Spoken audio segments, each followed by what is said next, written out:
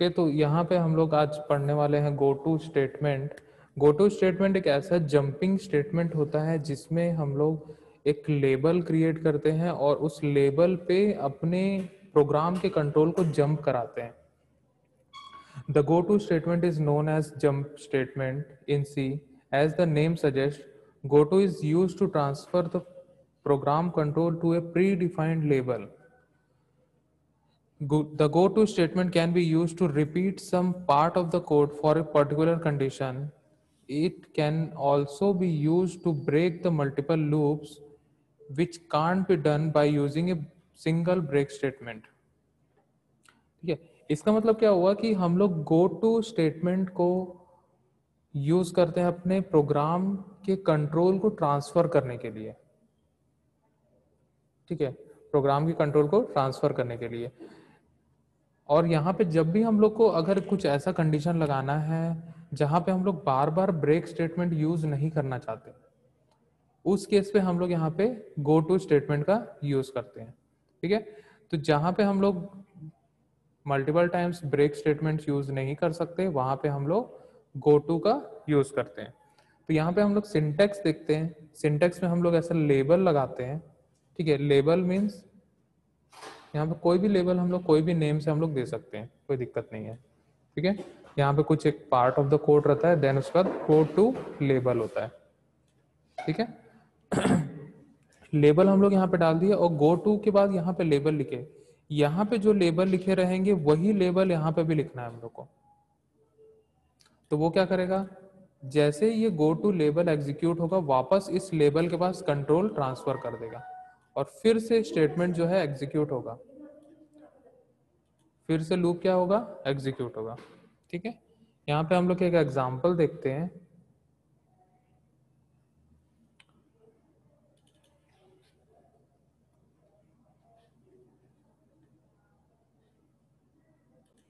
यहाँ पे हम एग्जांपल देखते हैं।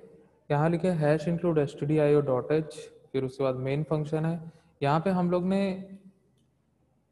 एक वेरिएबल ले लिया है int num I = 1।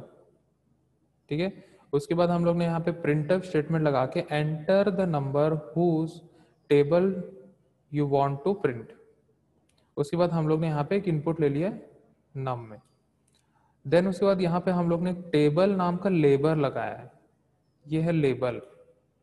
उसके बाद हम लोग ने लिखा है printf %d into %d = %d/n। नम जो भी हम लोग यहाँ एंटर करेंगे, i यहाँ पे i है, i = 1, फिर उसके बाद num into i multiply by i।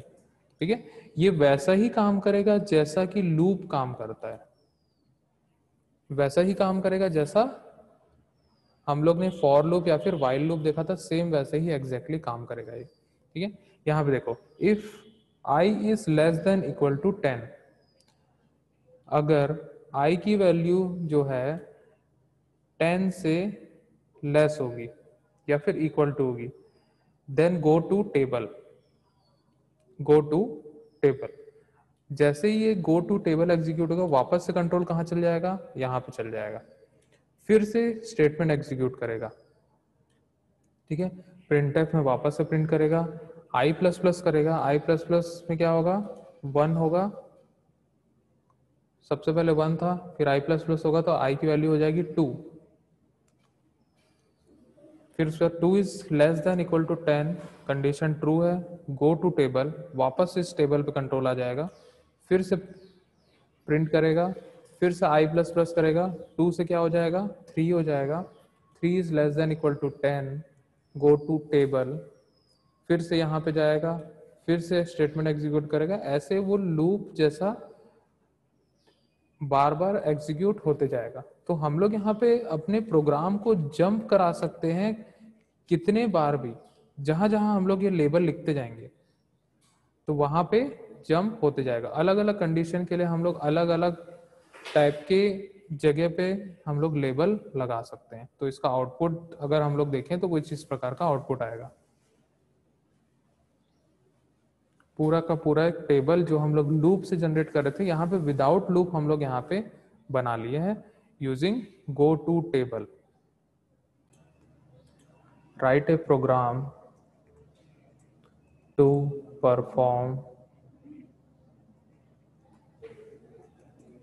go to statement.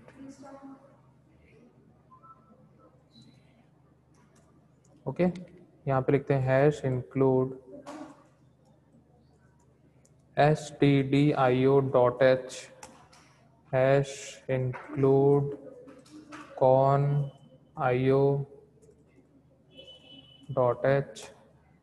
get void main get ch.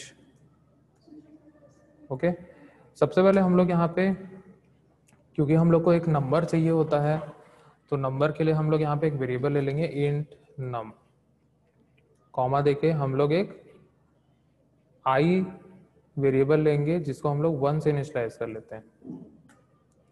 हम लोग कर लेंगे CLR.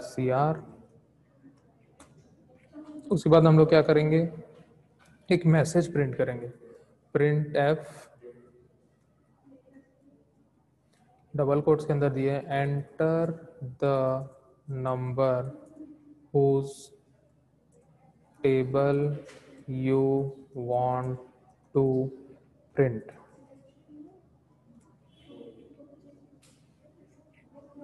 ओके और यहाँ पे हम लोग वैल्यू को एंटर करेंगे. वैल्यू एंटर करने के लिए हम लोग यहाँ पे लिख देंगे scanf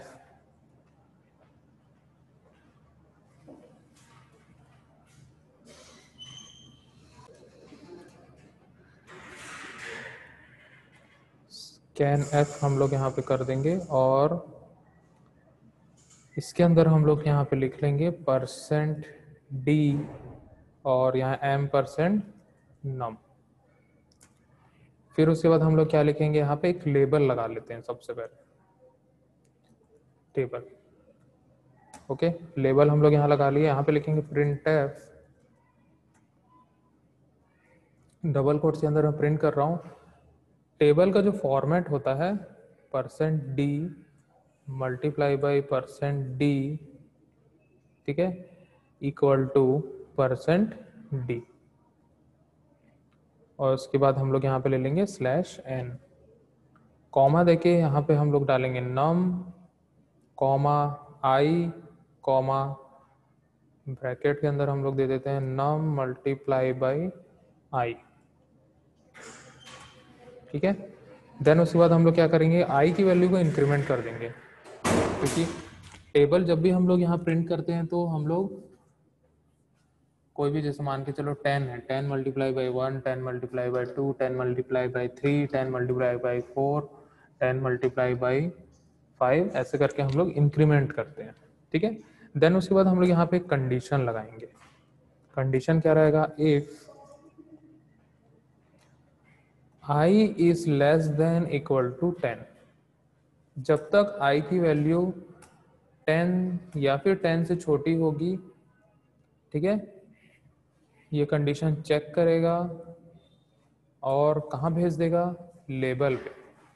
लेबल क्या है हमारा, टेबल. ठीक है. i is less than equal to 10 check करेगा और कहाँ क्या एग्जीक्यूट करेगा, गो टू टेबल. ठीक है. यहाँ पे वापस से कंट्रोल भेज देगा. तो फिर से यहाँ पे क्या होगा,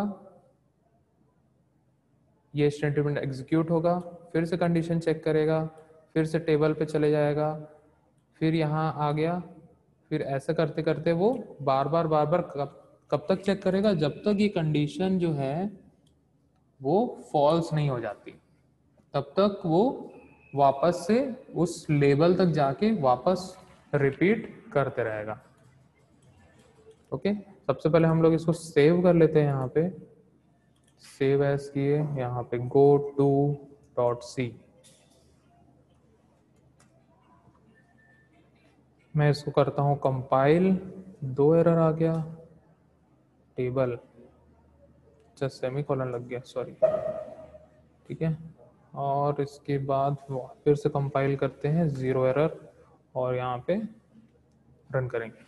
तो यहाँ पे हम लोग को पूछ रहा है enter the number whose table you want to print.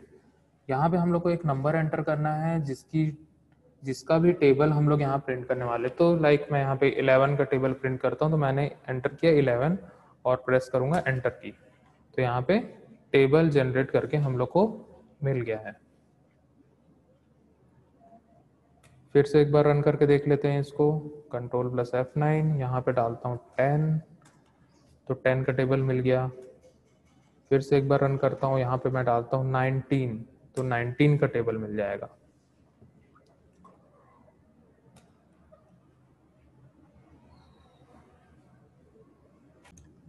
जब भी कोई सी प्रोग्राम एग्जीक्यूट होता है तो वो सीक्वेंस वाइज होता है, मतलब स्टेप बाय स्टेप होता है, जैसा जैसा लिखा है वैसा वैसा एग्जीक्यूट होता है, ठीक है, लाइन बाय लाइन एग्जीक्यूट होता है। तो सबसे पहले यहाँ पे लाइन लिखा हुआ है इंट नम i = 1, ये एग्जीक्यूट होगा, क्लियर स्क्रीन एग्जीक्यूट होगा, फिर प्रिंटफ वाला स्टेटमेंट एग्जीक्यूट होगा, देन उसके बाद स्कैनफ एग्जीक्यूट होगा, ठीक है, फिर टेबल एग्जीक्यूट होगा, मतलब ये लेबल जो हम लोग लगाए हैं यहाँ पे वो एग्जीक्यूट होगा। फिर उसके बाद प्रिंटफ वाला स्टेटमेंट एग्जीक्यूट होगा, फिर i++ एग्जीक्यूट होगा। फिर यहाँ पे एक कंडीशन लगा दी है हम लोग, i > 10, i की वैल्यू है 1, ठीक है, कंडीशन क्या होगा, ट्रू हो जाएगा। देन उसके बाद गो टू टेबल। अब टेबल क्या है कि हम लोग ने लेबल बना के रखा है, गो टू स्टेटमेंट क्या करेगा, इस लेबल के पास कंट्रोल को जंप कर देगा। अब जो control 1 by 1 line by line आ रहा था उसको क्या कर दिए, जंप कर दिए। जंप कहाँ कर दिए, टेबल के पास जंप कर दिए। तो कंट्रोल कहाँ पे चल गया, अब इस टेबल के पास वापस से चले गया, ठीक है। आई की वैल्यू थी 1, यहाँ पे इंक्रीमेंट हो चुकी है, आई की वैल्यू हो गई थी 2, ठीक है। फिर से स्टेटमेंट एग्जीक्यूट करना कहाँ से चालू करेगा, इस टेबल के बाद से एग्जीक्यूट करना चालू करेगा, गेट ch के पहले तक, ठीक है। फिर उसके बाद प्रिंटफ एग्जीक्यूट करेगा, i की वैल्यू 2 है, मतलब मान के चलो मैं वैल्यू डाला हूँ 11, 11 मल्टीप्लाई बाई 2, और उसके बाद यहाँ पे प्रिंट करेगा = 22, ठीक है। फिर i++ होगा, 2 से क्या हो जाएगा, 3 हो जाएगा। i की वैल्यू 2 थी, अब वो क्या हो जाएगी, 3 हो जाएगी। 3 is less than equal to 10, go to table, ठीक है। फिर से एग्जीक्यूट होगा, फिर से यहाँ पे चले जाएगा टेबल के बाद, फिर से पूरा पूरा स्टेटमेंट एग्जीक्यूट होगा, टेबल के बाद जितने भी स्टेटमेंट है वो एग्जीक्यूट होंगे। printf %d multiply by %d = %d, ठीक है। num i और num मल्टीप्लाई बाई i, मतलब क्या हो जाएगा, 11 मल्टीप्लाई बाई 3 मल्टीप्लाई बाई = 33, ठीक है। फिर i++ होगा, 3 से क्या हो जाएगा, 4 हो जाएगा। 4 is less than equal to 10, condition true. Condition true होगा तो गो टू वाला स्टेटमेंट एग्जीक्यूट होगा, गो टू वाला टेबल, यहाँ से कंट्रोल फिर वापस कहाँ चल जाएगा, इस टेबल पे चले जाएगा।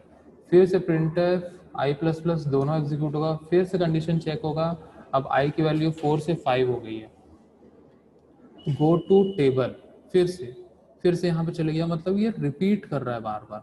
कब तक रिपीट करेगा, जब तक i की वैल्यू 10 से छोटी रहेगी तब तक। तो हम लोग ऐसा नहीं कि ये हम लोग यहाँ लूप बना रहे हैं, वैसा नहीं है, हम लोग कहीं पे भी इसको जंप करा सकते हैं, प्रोग्राम में कहीं पे भी हम लोग इसको जंप करा सकते हैं।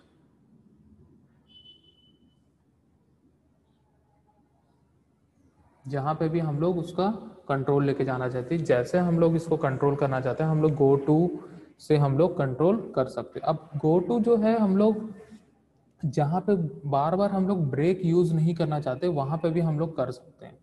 तो जनरली हम लोग इसको जंप करने के लिए ही यूज करते हैं।